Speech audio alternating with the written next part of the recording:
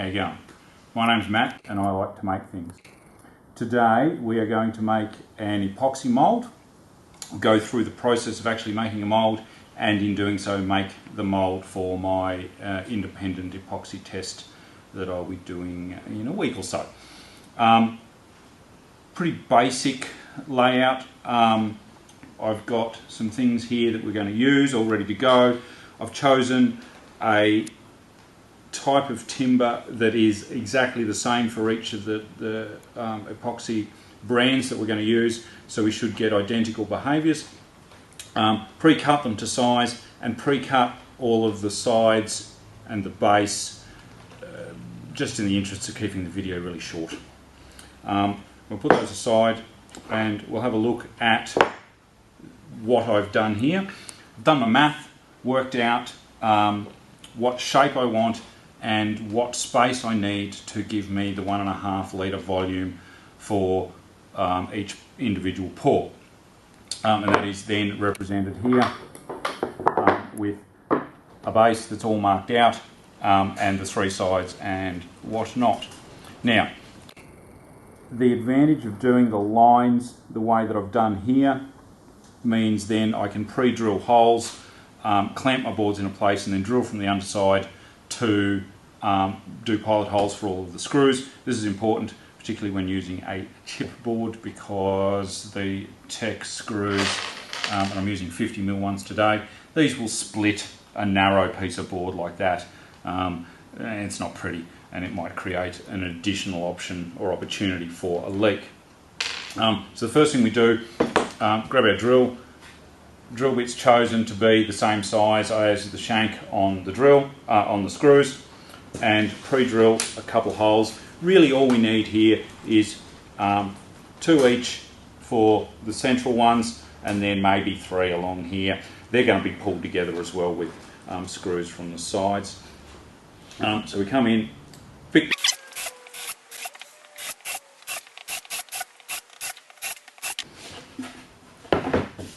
brush the dust off. Right, put our side in place. We've got our lines here. We know where it needs to be. Do that. Have a little clamp here. Reach in with your clamp. Check that lines up. Clamp that into place. Spin it around. Grab over here. Get that right. Now we can turn that over. When doing so, you now see 4 holes here.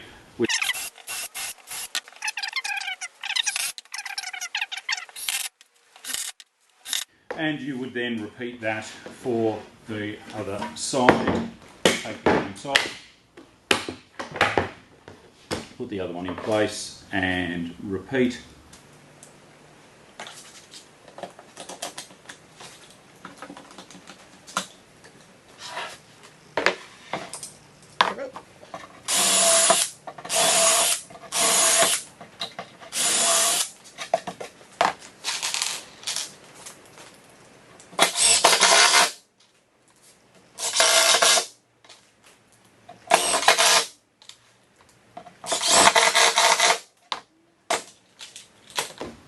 Right, so we've got our 2 sides in place. One of the things or reasons why I like to do a mould this way with an outside edge is when you are doing your silicone to seal the joints, you have the opportunity to seal the outside edge easy. It also means then if any leaks happen while you're doing the pour, they become apparent and you can repair the little hole much easier than if you are going on the sides like this. Difficult to see a leak and repair it once you've got epoxy in a mould. This, I believe, particularly with smaller moulds, cheap insurance if you make a small mistake. Now, what we do here, get our sides. Again, I'm just going to eyeball this, but we're drilling into the middle to put our screw in. And we will build the whole thing and then pull apart.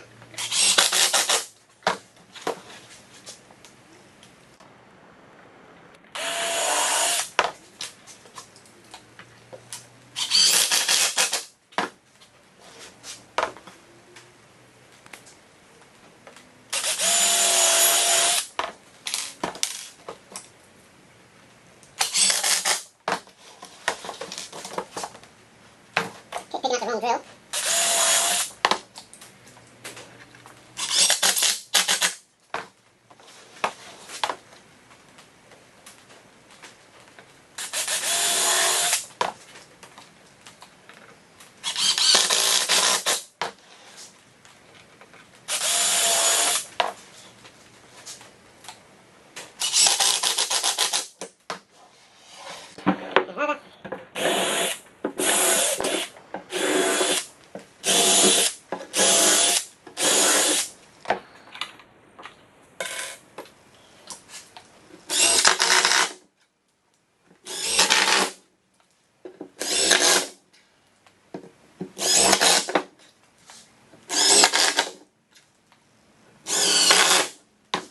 Bit messy, but just basic sawdust. I'll spread it up, chuck it in the bin. It's not really good for garden because of all the stuff they put in chipboard.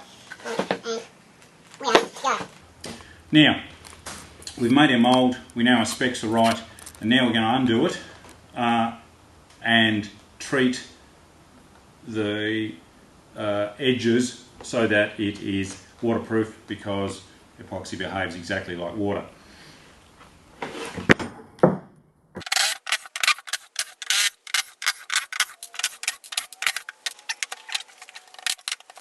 Now, multiple different options as far as how do I prep the surface so the epoxy doesn't stick to my mould. You can use a basic packing tape. This stuff is like $2 a roll at the reject shop. You can get a brown one. This stuff works. I have a version of Tyvek tape. It's twice as wide in a single pass, like 10 centimetres. It's great. It's also expensive. You've got to get it from overseas. And not 100% necessary. My preference is a good quality mould release. I use these guys because I found them and I've used it and it works. There are other specific epoxy mould release products. They're probably just as good. Because it's designed to work with epoxy, it won't contaminate your product. Some people use spray on kitchen oil, WD-40. It probably works, but because the epoxy percolates and moves as it is curing, the chance of contamination and diminished clarity from the oils and whatnot in products that aren't a specific mould release, that would concern me, and very small price to pay for that lower risk. To be fair, that stuff's not cheap. It's $40 a can, but works, it does what it says, and not had any issues with the epoxy sticking to this relatively cheap chipboard. The other thing we use is silicone. This is your cheapest ever bathroom silicone. I get clear, I get white, I don't really care. It is the cheapest tube of goop you can buy at Bunnings. It's like $7 or $8. Really good for the purposes of what we're doing here, because it's only got to last as long as the stuff takes to set, which is 5-7 days for most of the things. This project will be mould release on the surface that we've got, and that is a perfectly reliable way of doing it. But if you don't want to stump up $40 for a can, $2 or $3 for a roll of tape on a project this size is obviously a much smaller investment up front.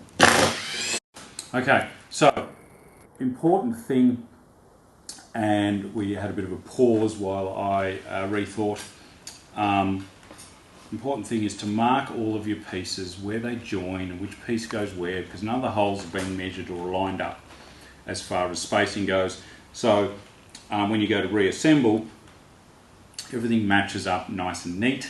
Your holes for your pre-drilled holes for your screws match up, and so on. Now there's a couple of ways of doing it. Generally what you can do is do something like this there, and then similar things on the sides. Label them, outside, middle, right hand side, ABC, 1, 2, 3. Something that allows the reassembly to go a bit easier. And then we'll pop the screws out of that, and we know that pieces are going to go together okay.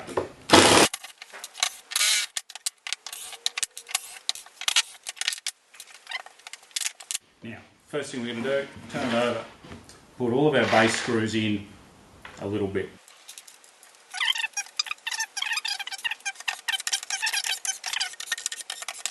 So now we've got little tips hanging out, and that's enough for things to line up with our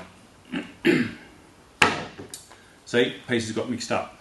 So now we know how to line things up. Good. What we're going to do here for now is just do a line down the middle. Constant in between the lines, because we know that's where the board's going to sit. Like that. Make sure that's all the way across. Now, it doesn't look like much, but it's enough for this step in the process. Now we know that's going to line up about there, and as you're doing it you can feel the screws line up into the holes, and then we can very carefully turn that over, hold it into place a little bit,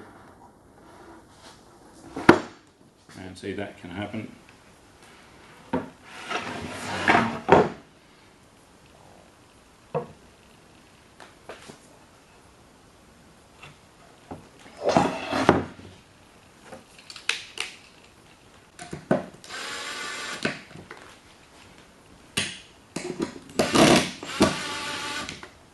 Now I'm not going all the way in just yet. I'm going to leave things loose and do them up once everything is in place. Next, this one goes there.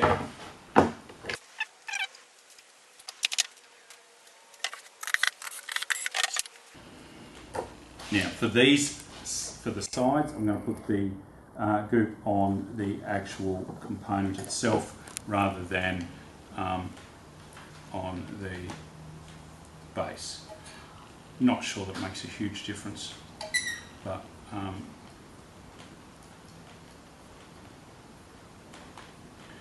it's a bit easier when sliding the thing into place.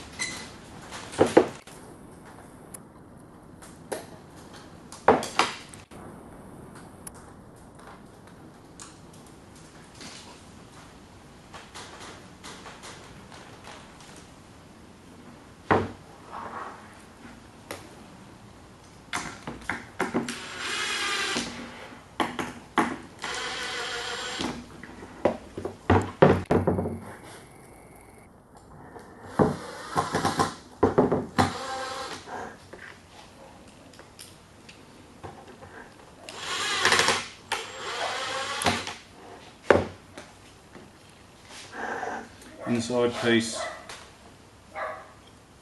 goes there that way.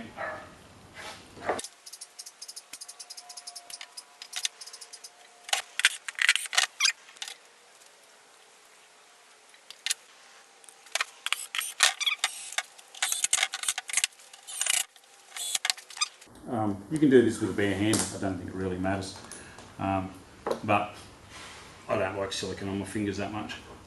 So the excess I'm putting on the outside, and we'll come back to what we do with that in a second. Right now I'm just wiping that squeeze out off, so that then when I turn over I don't end up with a huge amount of goop on my bench. Now we're nearly done, but not quite.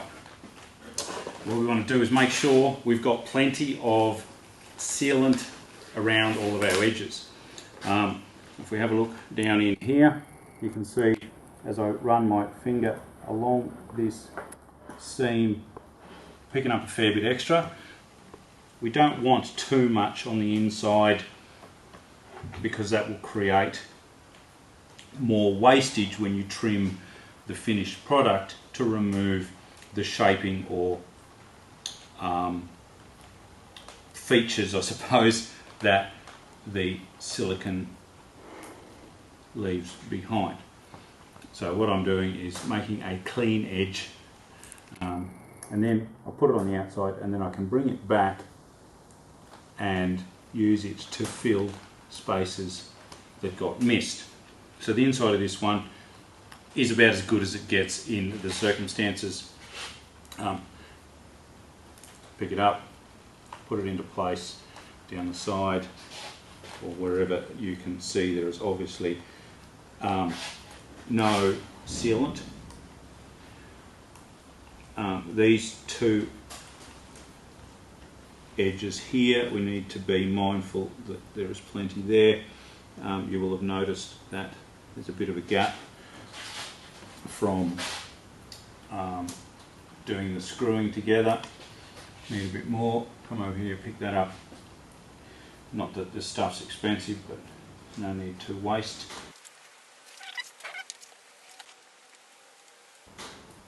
Now, once we're happy with the inside, we can then come back and generously put stuff on the outside. It's not expensive. In this instance, I'm not using tape, so I don't have any cost involved there. But I'm putting seam all the way around this edge. So if it leaks on the inside join, there's no chance it's going to leak on the outside join.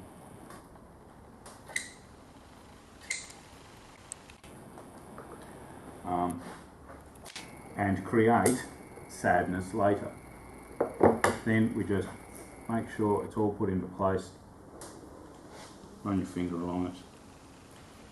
Now the worst part about doing things this way is sometimes it's a bit of a bugger to pull apart, but I think one of the advantages of using a silicone rather than a liquid nails or something like that is you can cut it with a chisel or a Stanley knife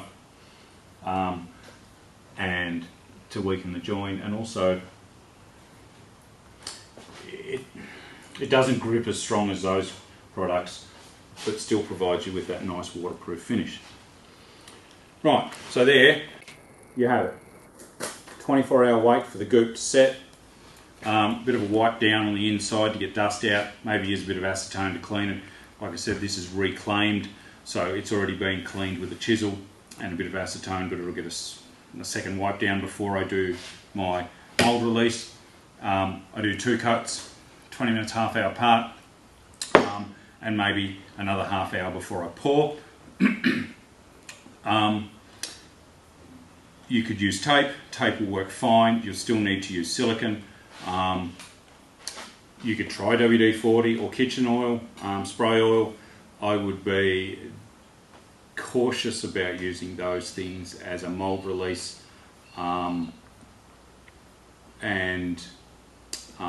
certainly my preference is to use a product designed for that purpose. I hope this is helpful.